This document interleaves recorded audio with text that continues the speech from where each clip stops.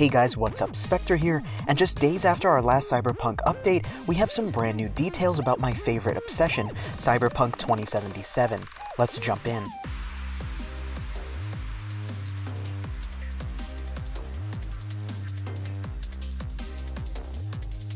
PC Gamer published a feature detailing the painstaking detail going into Cyberpunk 2077, as well as some key info about NPCs, the places we'll be visiting, and their overall goals for the game.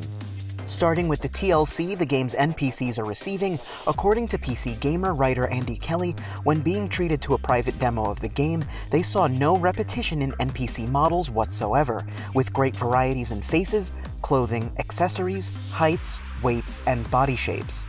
And because we'll be seeing these NPCs in first person, this decision has cascaded into other aspects of design, such as character animation. CD Projekt's lead cinematic animator had this to say on the subject.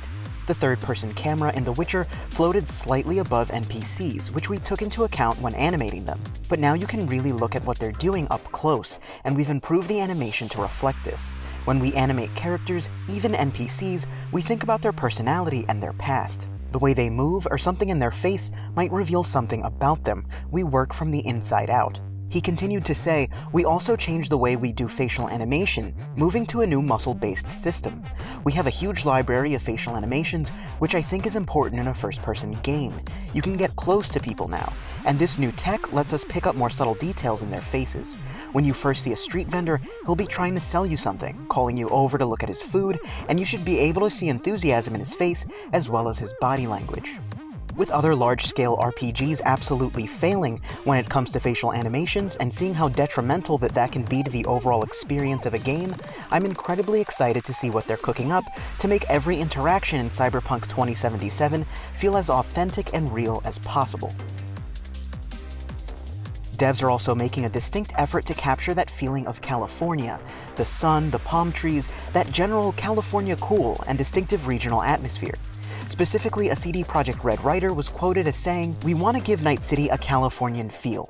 It's not just another abstract dystopia. I visited LA for the first time this year, and it was very inspiring, especially walking along Venice Beach. We want to bring some of that vibe to the game, the sun, the palm trees, but a darker side too. It's an incredibly diverse place, with all these different people, fashions, and cultures sharing the same space, but it can also be dangerous."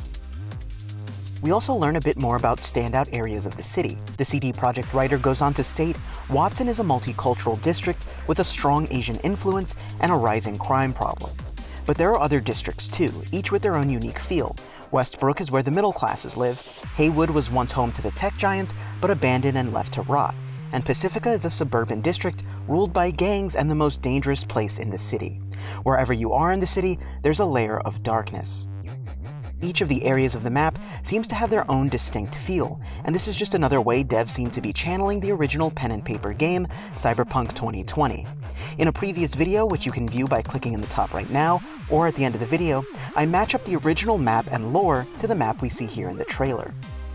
In the PC Gamer feature, we also learn a lot about the general objectives of Cyberpunk 2077. According to CD Projekt's cinematic animator, everything in the game's development has been created with a story-first attitude.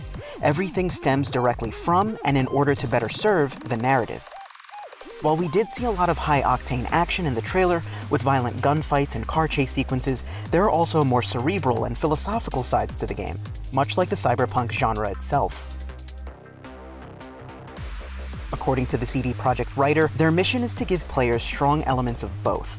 You'll experience the thrill of using cybernetic implants and high-tech weaponry and combat, sure, but there's also a depth in the story. We want to ask questions about what identity and individuality are in a world where people are so connected with technology. CD Projekt is also looking to make the in-game world and your experience with it as seamless as possible, without loading breaks to conversations and cutscenes.